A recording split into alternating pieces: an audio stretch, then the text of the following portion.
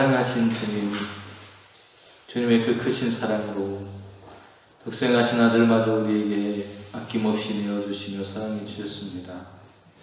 하나님의 큰 사랑으로 오늘도 구원의 길을 걸어갈 수 있어서 너무나도 감사합니다.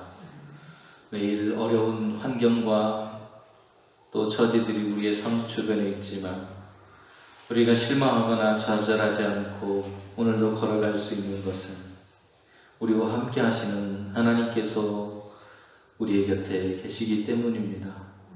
하나님, 날마다 그 사랑을 잊지 않고 하나님의 사랑을 기억하며 살아가는 저희들이 될 수 있도록 오늘도 인도하여 주시옵소서. 하지만 우리의 연약함 때문에 때로는 육신의 질병으로 또 삶의 고단함으로 하나님을 잊어버리며 살아갈 때도 있습니다. 또 하나님이 옆에 계심에도 하나님을 미처 깨닫지 못하는 때도 있습니다. 그러한 우리의 모습일까지라도 하나님 사랑하여 주시고 하나님을 다시 한번 회복하고 깨달을 수 있는 은혜를 우리에게 덧입혀 주시옵소서. 이 시간도 신음하는 사랑하는 백성들을 기억하여 주시고 그들에게 생명의 능력으로 치유의 손길로 함께해 주심으로 그들의 육신의 건강과 마음의 상처가 회복되게 하시고 또 그들의 삶이 하나님으로 인해 소망 가운데 살아갈 수 있는 은혜가 있음을 기억하게 하여 주시옵소서. 예수님의 이름으로 기도드립니다. 아멘.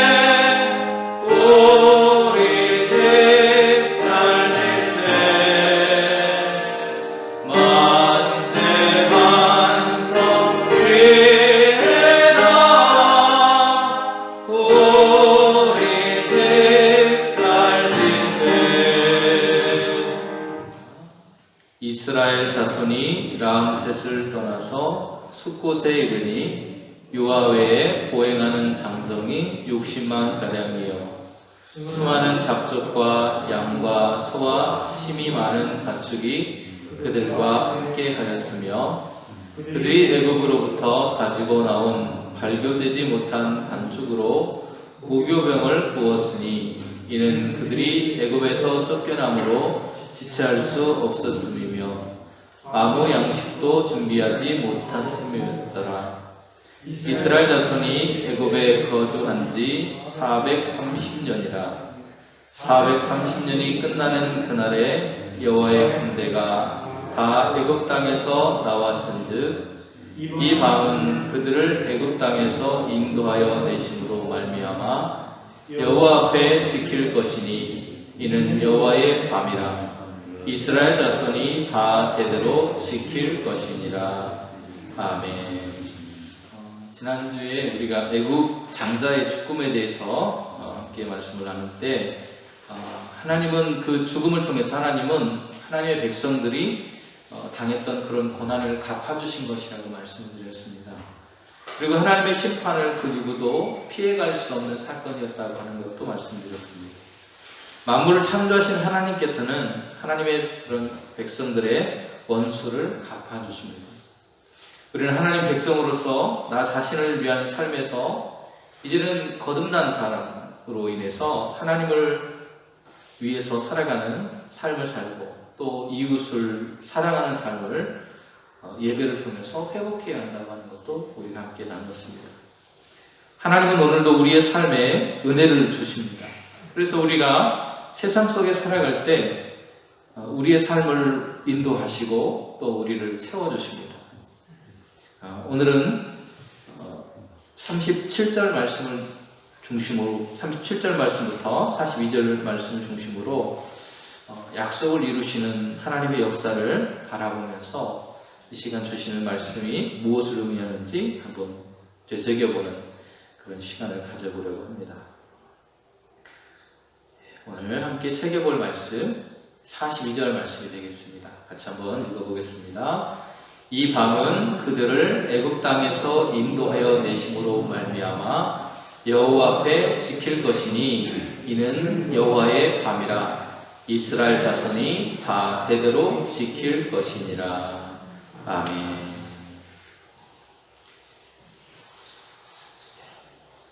오늘 본문을 보시면 장소가 나오는데 두 곳이 나옵니다. 한 곳은 라함셋이라고 하는 것이고 또 다른 한 것은 숫곳이라고 하는 것이 나옵니다. 라함셋은 전에 우리가 이스라엘 백성들이 고통받았던 그런 장소가 있어요. 그곳이 바로 비돔과 라함셋이라고 하는 두 곳입니다. 그 두 곳 중에 한 곳, 국고성이 있었던 두 곳 중에 한 곳, 고센 지역에 있었던 이스라엘 백성들이 살고 있었던 고센 지역의 한 곳인 라함셋이라고 하는 바로 그 지역이 나오고요.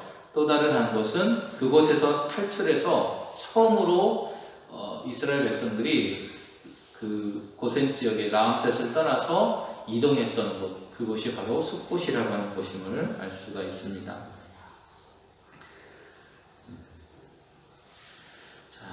숫곳이라고 하는 것은요, 비돔이라고 하는 곳에서 서쪽으로 약 15km 정도 떨어지는 곳에 위치해 있다고 하는 것을 알 수 있어요.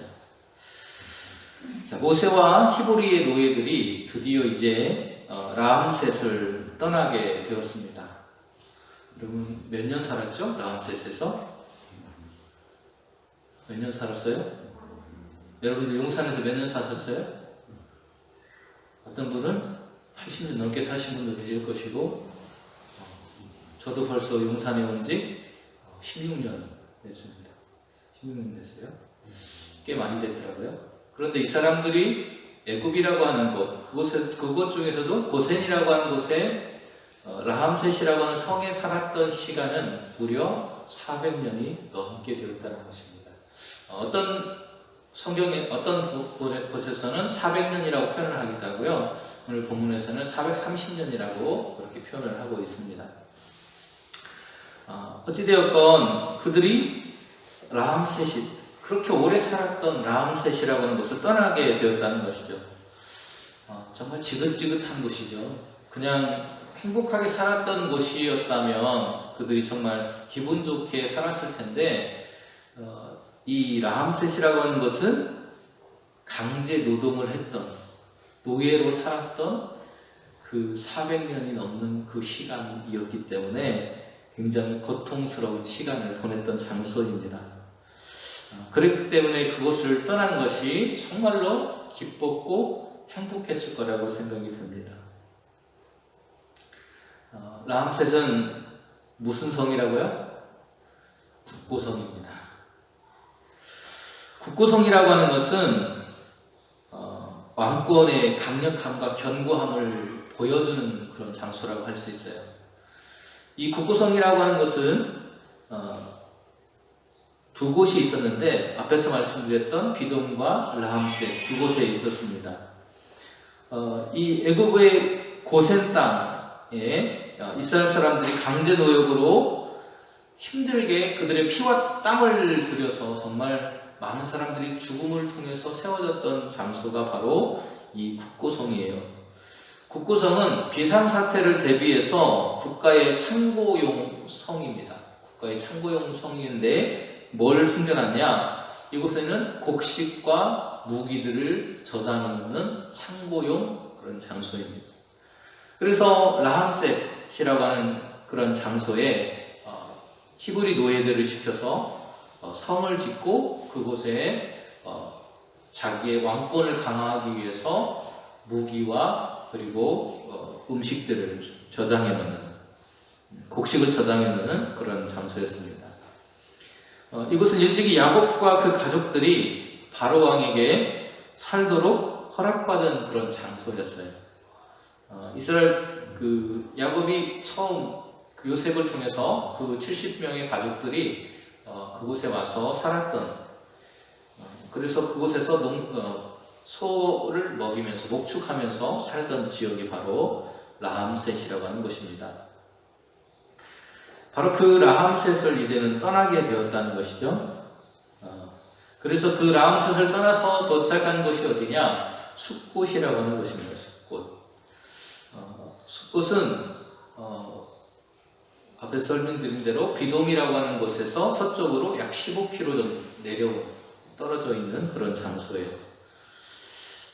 이곳은 다른 이름으로 하면 테쿠라고 하는 그런 이집트어로도 불리고 아랍어로도 불리는데, 아랍어의 뜻은 우상들의 집이라고 하는 언덕, 우상들의 언덕이라고 하는 그런 뜻을 가지고 있어요. 그래서 이곳에서는 많은 석상들이 발견되었습니다. 그리고 이 숫곳이라고 하는 것은 이집트의 15대 왕조였던 힉소스라고 하는 그런 민족의 중심 도시 역할을 했던 곳이 바로 이곳입니다. 이곳에 그 숫곳이라고 하는 이름은 오두막집이라고 하는 그런 뜻을 가지고 있어요. 보시면, 지도를 보시면 위쪽이 지중해입니다. 지중해 바다이고요. 바다이고 이 지중해 바다 근처에 여기 지금 비돔, 숫곳, 비베셋, 노 이런 곳들이 있는데 이 지역을 고센 지역이라고 합니다.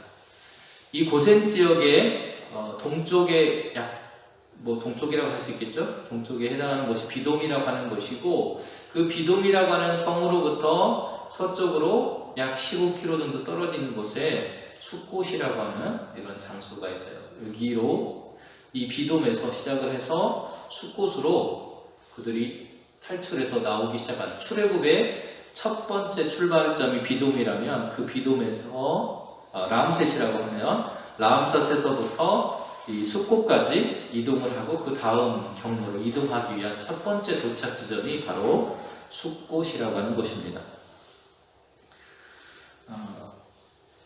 성경의 숫곳은요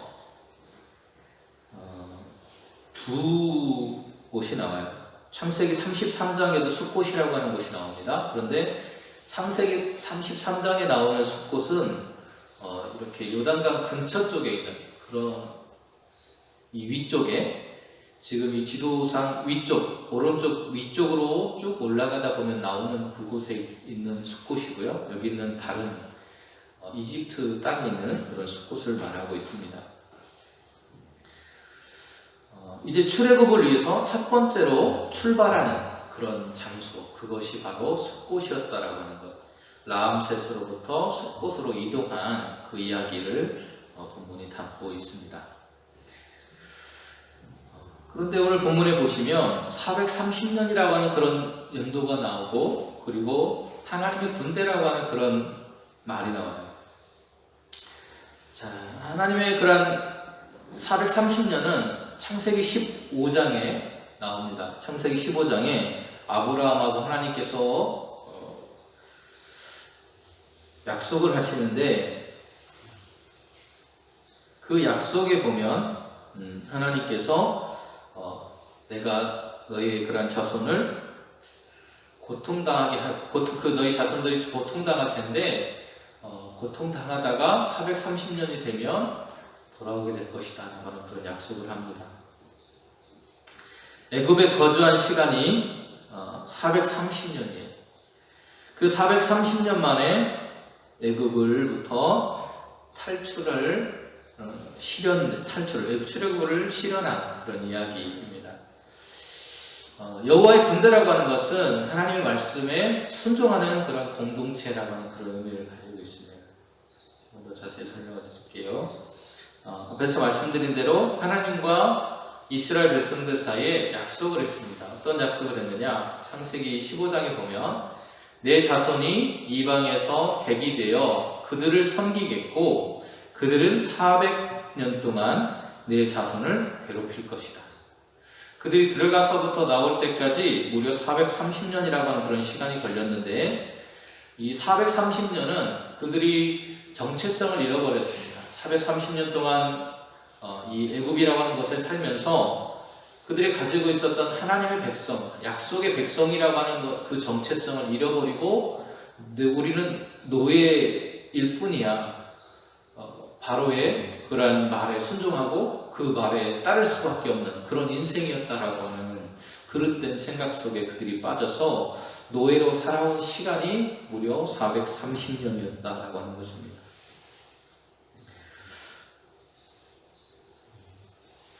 그런데 하나님께서는 그들을 하나님의 군대라고 부르셨습니다. 430년 동안 이제 그 모든 시간이 끝나고 이스라엘 백성들이 출애굽을 하는데 어린아이를 제외하고 장정만 60만 명이었다 이렇게 표현을 하고 있습니다.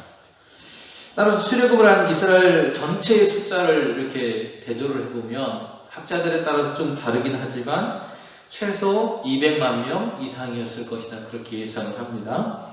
어떤 사람들은 200만이라고 하는 사람도 있고 250만, 300만 이야기하는 사람들도 있는데 어찌되었건 200만 명은 넘었을 것이다 라고 하는 것이 추측이에요. 그런 많은 사람들이 출애굽을 했다고 한번 생각해 보세요.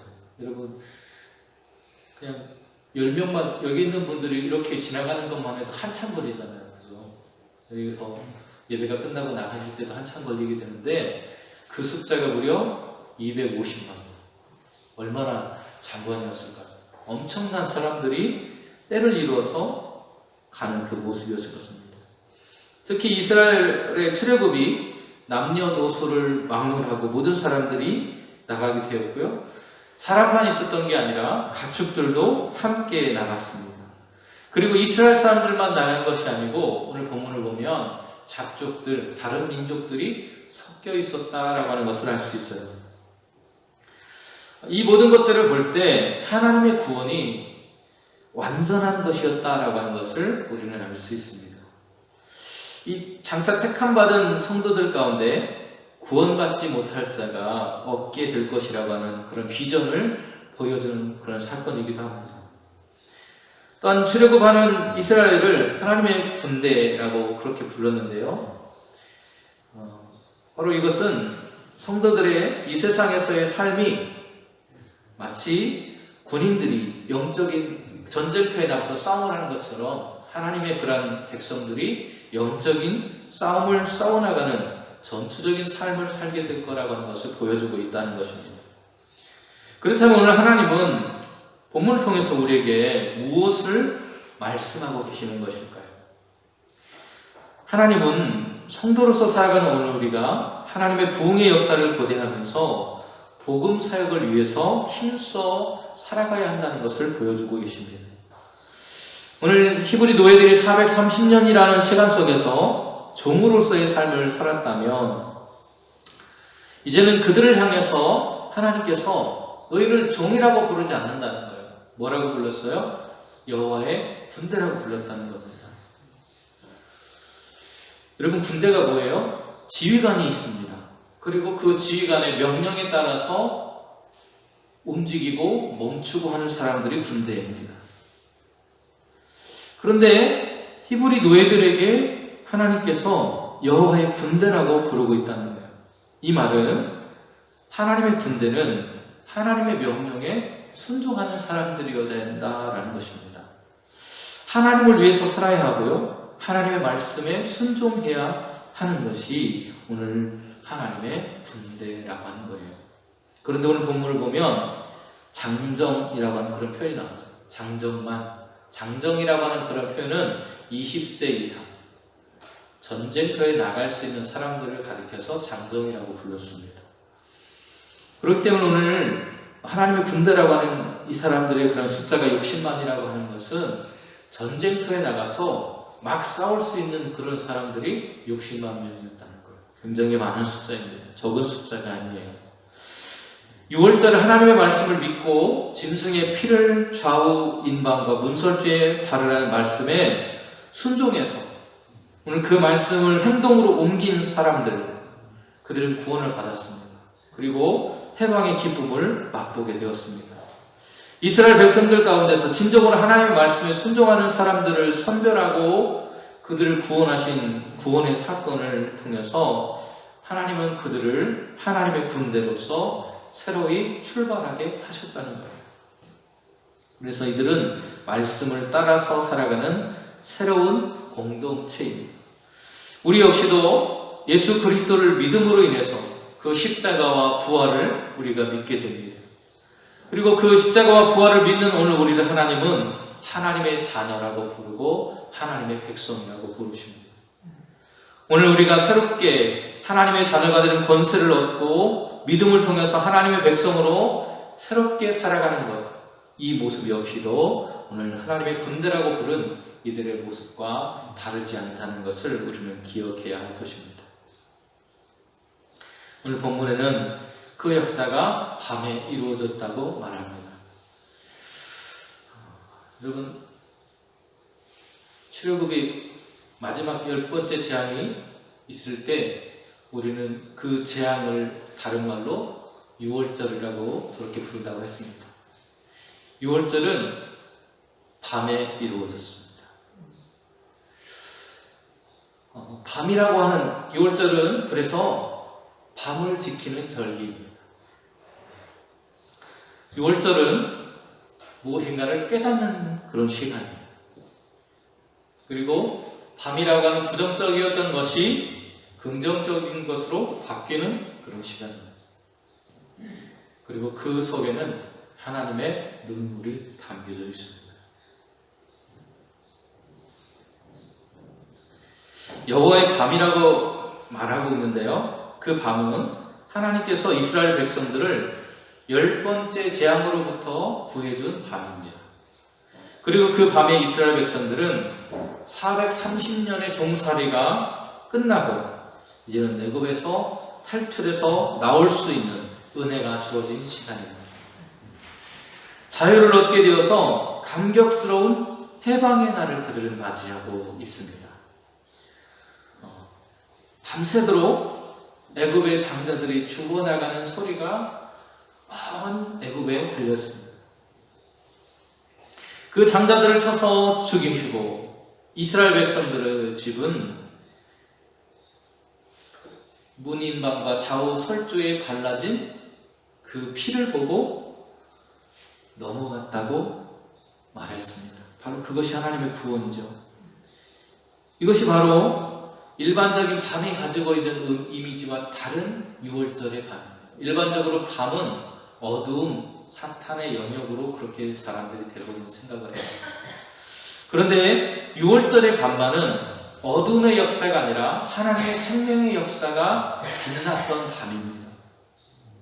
그래서 그 밤을 오늘 본문에서는 여호와의 밤이라고 부르고 있습니다. 여호와의 밤은 이스라엘에게 있어서 구원과 기쁨의 시간을 말합니다. 9번째 재앙이 흑암의 재앙이었던 것은요, 우연이 아니었다는 거예요. 그 흑암은 마지막 10번째 재앙의 전조였습니다.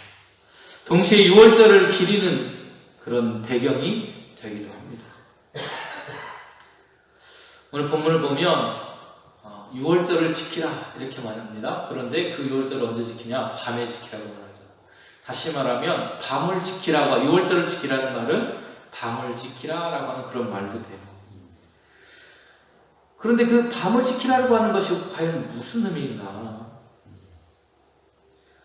여러분, 오늘 본문을 보면 이스라엘 백성들이 너무 급하게 나가느라고 누룩을 넣지 못한 빵을 먹을 수밖에 없는 정말 급박한 상황이었다라고 설명을 하고 있습니다. 정말 급박하게 음식을 데워 먹을 수 있는 그런 상황도 아니고 정말 급하게 음식을 먹고 도망가는 그런 시간이었다는 거예요.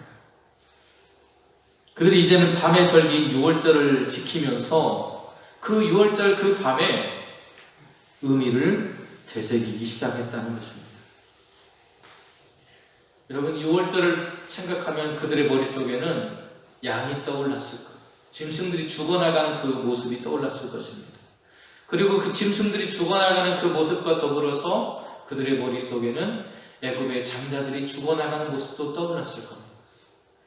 그리고 그 죽음 속에서도 자신들의 장자들이, 가족들이 하나님의 은혜로 지켜진 것을 기억하게 됐다는 것입니다.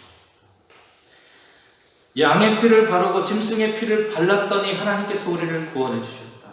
이 밤을 우리는 바로 그 은혜를 기억하며 지나가는 시간이라고 하는 것을 그들은 알게 되었다는 것입니다. 어린 양을 바라볼 때마다 그들은 그 시간들을 기억했을 거예요. 결국 이 밤을 진정으로 잘 지키라고 하는 것은 6월절 어린 양의 의미를 되새기라는 것입니다. 어린 양은 아낌없이 보내시는 하나님의 아들을 상징합니다. 이 지금 문인방과 좌우 설주에 피를 바르고 있습니다. 가족들이 함께 그 피를 바르는 장면을 보았을 것입니다. 그리고 오늘 우리는 주님의 십자가를 바라봅니다.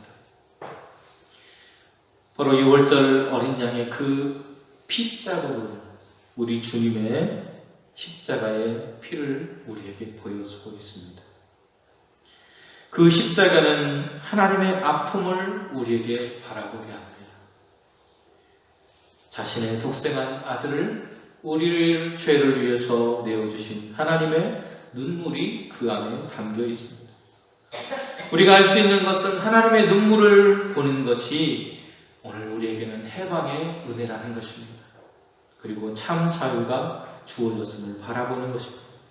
하나님의 눈물을 바라보는 사람은 하나님의 군대로서 살아가게 되는 것입니다. 하나님의 군대는 하나님의 총과 칼을 든 사람들이 아니라 하나님의 눈물을 바라보며 살아가는 사람들입니다. 이들이 참으로 자유한 사람들이고 하나님의 나라의 역군들입니다. 그리고 이들은 어느덧 하나님의 눈물을 소유한 자로 살아가게 되는 것입니다. 하나님은 구원의 약속을 지키셨습니다. 430년 전에 약속했던, 그들의 조상들과 했던 그 구원의 약속을 하나님은 430년 동안 기억하셨고 430년 후에 이들을 통해서 그 약속을 지키고 계십니다. 여호와의 밤의 은혜를 기억하고 오늘 그 은혜를 경험한 사람들은 하나님의 그 은혜를 기억하며 예배하는 삶을 살아갑니다. 오늘 우리는 예배 속에서 창세전에 하나님의 놀라운 계획을 통해서 우리를 구원하시기 위해서 계획하셨던 독생자 예수 그리스도의 십자가를 바라보고 어린 양과 같이 우리를 위해서 보배로운 피를 흘리신 예수 그리스도의 그 십자가의 죽음이 우리를 생명의 길로 인도했다는 사실을 기억하면서 예수 그리스도의 십자가의 사랑을 기억하며 우리의 이웃들과 함께 사랑하며 살아가는 저와 여러분이 되시기를 간절히 바랍니다. 기도하겠습니다. 은혜로우신 주님 감사합니다.